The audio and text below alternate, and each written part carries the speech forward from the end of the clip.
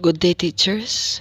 So this is Albert C. Pasqua presenting the chapter 14, The Height of Imperialism. So under this, there are sections, and the first section is about the colonial rule in Southeast Asia. The new imperialism in the 1880s, European states began an intense scramble for overseas territory. So as we all know, the first and the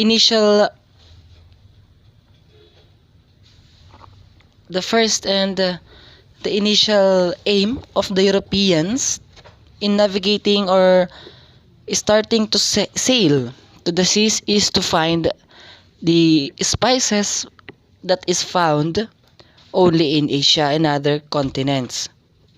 But in this time, in the early 19th century, Europeans again it began an intense scramble for overseas territory. It means that they are only not looking or searching for new spices, but also for territories to govern, to boost their economic and political powers over the other European countries. The term imperialism means that the extension of a nation's power over the lands. It is the indirect rule that were governed by a certain country, European country, over the conquered land in Asia and other continents that is not or that is new to them. The colonial takeover. The first country is Great Britain. The process of imperialism began with Great Britain. So a little trivia about this is that when the British naval fleet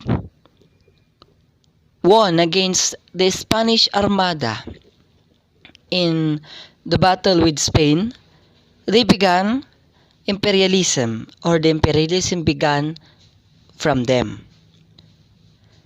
Number one, Singapore. It is the stopping point for traffic going to or from China. So it is like the stopping point or the point where you have to go before entering China, and the only way or the only place to exit when you are going out of China. There is a quotation here which states, "Here all is life and activity, and it would be difficult to name a place on the face of the globe with the brighter prospects."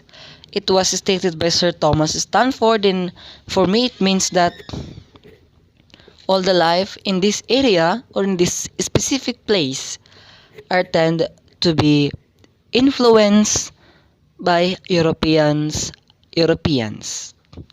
Next, the Kingdom of Burma, or the present-day Myanmar. The Kingdom of Burma tried, or it aims and it fights to protect its possession. So yun, the Kingdom of Burma tried and make a protect plan for the territories. So next is France. The British advance into Burma was watched nervously by France. So yon, the two first countries that was stated a while ago was conquered and added to the British colonial power. So while the British tried to expand their territory with the Kingdom of Burma, France watched nervously, because France also at that time has interest in occupying the Kingdom of Burma. The French government decided in 1857 to force the Vietnamese to accept French protection. It is in a way to stop any British move into Vietnam, and therefore not allowing any British influence in Vietnam And next, the French occupied Saigon to extend their control over the rest of the country. So it was the initial plan of the French people to fully occupy and fully conquer or fully add the territory of Vietnam as a French colony. And in 1884, France seized the city of Hanoi and later made the Vietnamese Empire a French protectorate, a political unit that depends on another government for its protection. So, yun, the French won, and later, the whole of Vietnam was made as a French protectorate and added to the French Empire. In 1880s, French extended its control over Cambodia, Annam, Tonkin, and Laos. That's why the region where Cambodia, Vietnam, and Laos were called the French Indochina. So next, the Thailand, the exception. This is the only remaining free estate in Southeast Asia. Why? Because it maintains its diplomatic relations with the European countries. This is the only country in the Southeast Asia that is never put under control of any European country. The French and British rivalry threatened Thailand, so the ongoing faction of French and British in pacifying the lands to add in their territory was threatened Thailand. The two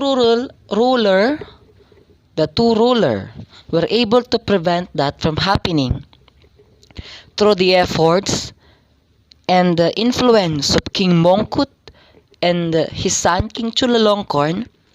Thailand remained free from any European influence, but promoted Western learning and maintained friendly relations with the major European powers.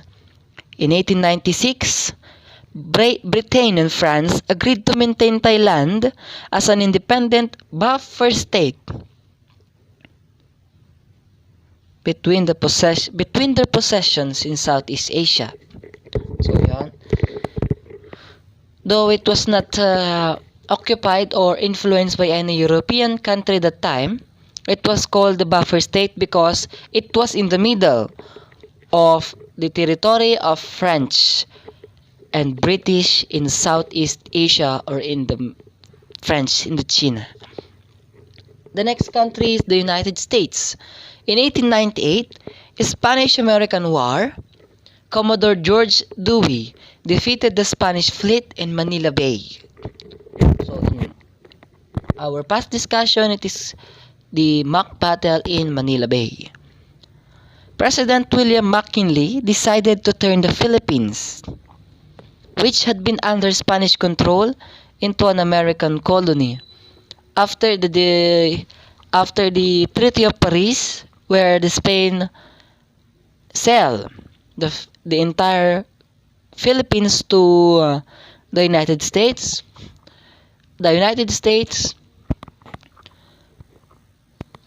put the Philippines under its American control. Emilio Aguinaldo was the leader of a movement for independence in the Philippines.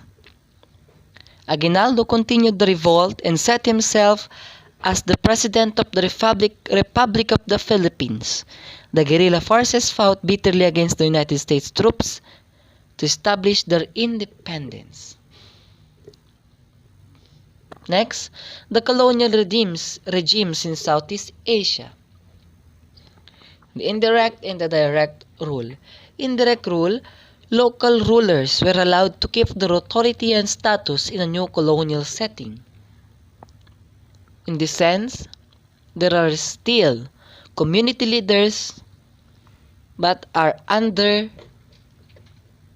the influence and the control of the European political powers. In indirect control, in indirect rule, it lowered the cost of government, less effect on local culture as it does not change the political structure of a certain place, but still continued what it is have been there, but they are only subject to what the colonial country is addressing. Indirect rule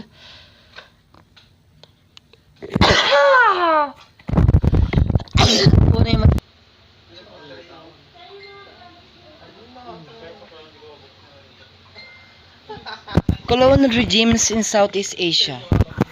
Indirect and direct rule. Indirect rule, it means local rulers were allowed to keep their authority and status in a new colonial setting. In this type of rule, it is a more capable type of rule for the locals because it will not affect or it will not change of what the style of leadership there has been in a certain territory or a certain country with the same culture and different backgrounds. It lowered the cost of government and less effect on local culture as it does not change all of the systems that have been there. It is just that the local rulers are subject to what the colonial country is implementing. Next is direct rule. It means the local elites were removed from power and replaced with a new set of officials brought from the mother country. It is that the all-over replacement of local rulers by authorities from the mother country or the European countries. And in the direct rule changes and affects the culture and the backgrounds of a certain country. Next is colonial economies. Colonial powers did not want their colonies to develop their own industries. So it means that the occupying country are not giving any opportunity for the locals or for the occupied country to prosper in terms of economic terms. Plantation owners keep wages at poverty levels to increase profits. So this is the major problem in a colonial policy, that the workers, which are locals of that certain country, were deprived of the proper wages, and yet the ones that who are gaining profit is that the colonials only. A modern economic system. Colonial governments built railroads, highways, and other structures that could benefit native peoples as well as the colonials. So in this point, the colonizing country establishes buildings and roads or farm to market roads to make an easy access from town to farm. The development of an export market helped to create an entrepreneurial class in rural areas. So by the export system, it raised the somehow a little bit the cost of living for the rurals because of the export system. Resistance in colonial rule. Colonial people had varying levels of success resisting colonial rule in Southeast Asia. So it means that it is not all throughout that the locals were colonized or that the locals agreed to forever be under the control of European colonizers. The first ruling class, the first ruling class are the nobles of the certain country.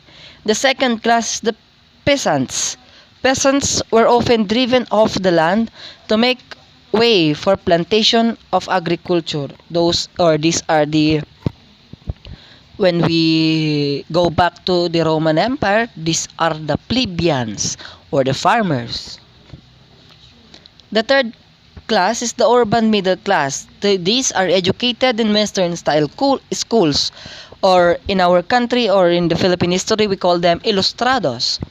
Many spoke Western languages and worked and jobs connected with colonial regimes. These are the locals or the citizens of that country which are taught in a Western style system.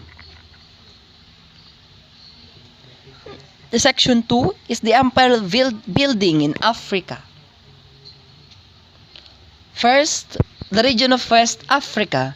Before 1880, Europeans controlled little of the African continent directly because of its vast territory and its arid and rigid regions. That's why West Africa had been particularly affected by the slave trade. In the late 1800s to 1900s, Africans were traded as slaves. By 1808, both Great Britain and United States had declared the slave trade illegal, and other European countries eventually followed it. As slavery declined, Europe's interest in other forms of trade increased.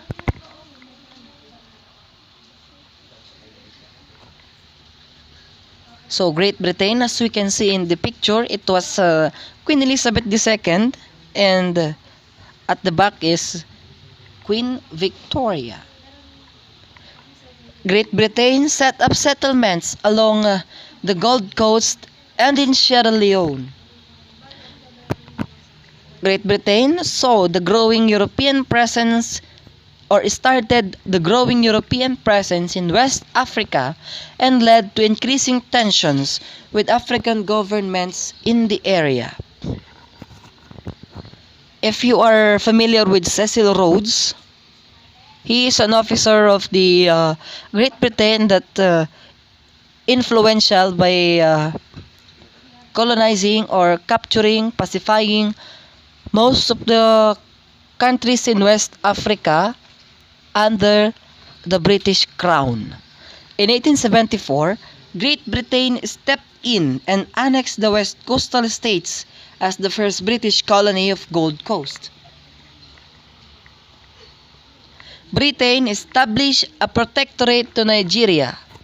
So, most, if not all, of the country in the region of West Africa are under British influence and control.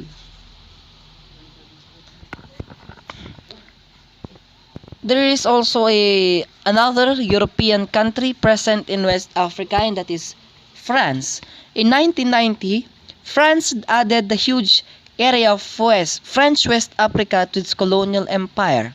This left France in control the largest part of West Africa.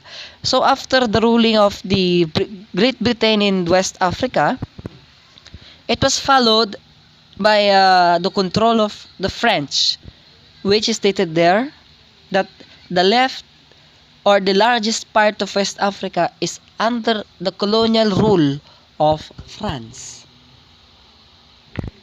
So there is also another European country that is present in West Africa, and that is Germany. Germany controlled Togo, Cameroon, German Southwest Africa, and German East Africa. It is because of the advancement in naval vessels that most of the countries in Europe are tried to navigate and are successful in pacifying territories in Africa. Next, North Africa. In Egypt, so long it had been part of the Ottoman Empire.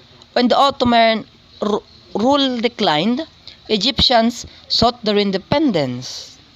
So after the fall of the Ottoman Empire, the Egyptians were wanted to establish a government that Egyptians also were going to rule. It was Muhammad Ali, an officer of the Ottoman Empire or the Ottoman army, seized power and established a separate government.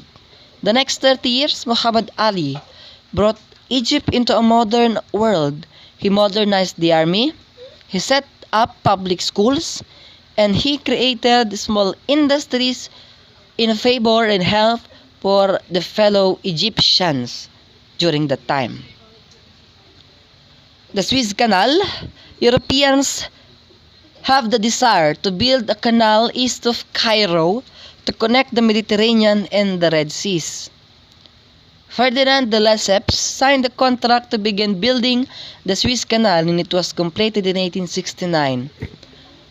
Suez Canal is instrumental in making a navigatory journey faster than it was before. Suez Canal served as a shortcut from Europe going to Africa or in Asia. British interest in Suez Canal. Active interest in Egypt after the Suez Canal was opened. The canal was lifeline to India.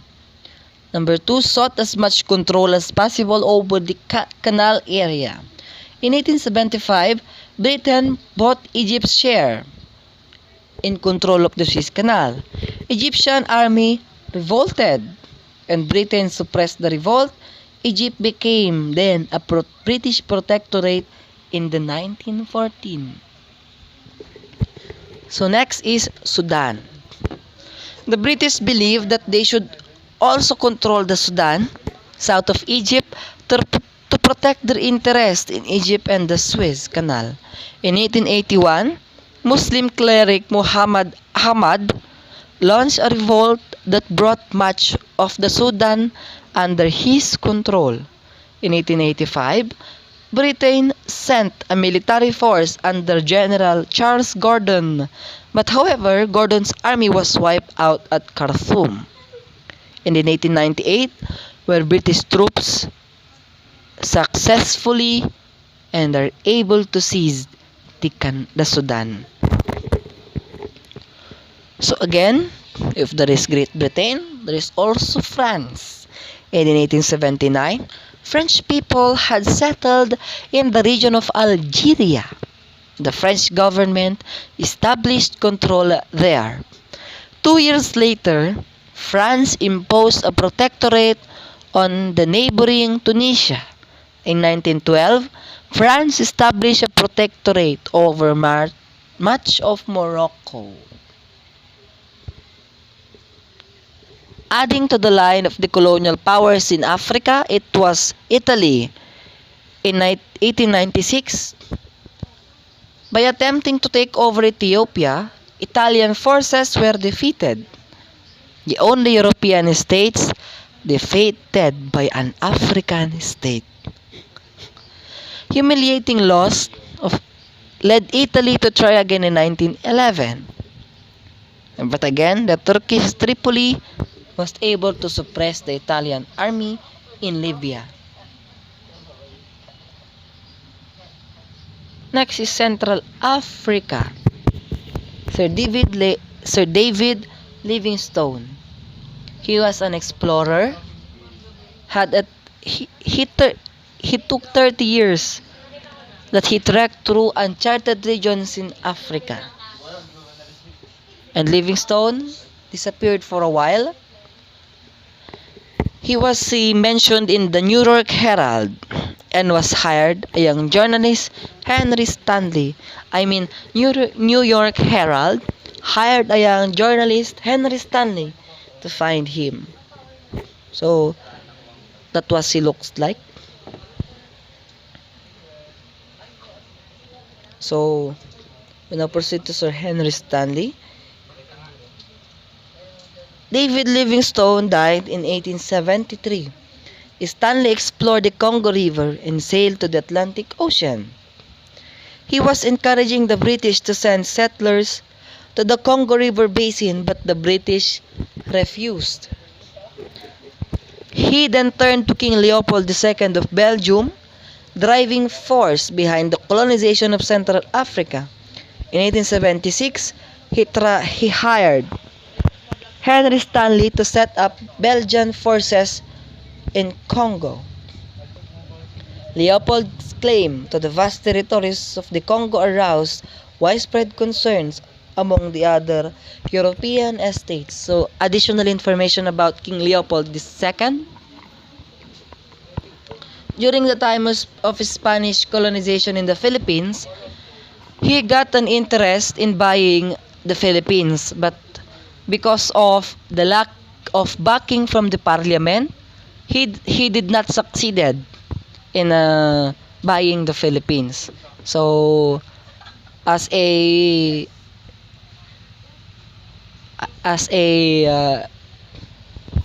other option, he and his parliament looked on to Congo for another successful occupation. Leopold ended up with the territories around the Congo River, and France occupied the areas farther north. So that was Henry Stanley, and this was King Leopold II. So that would be all for part 1, and thank you for listening. And I hope that you learned, if not more, at least little or few. And again, thank you.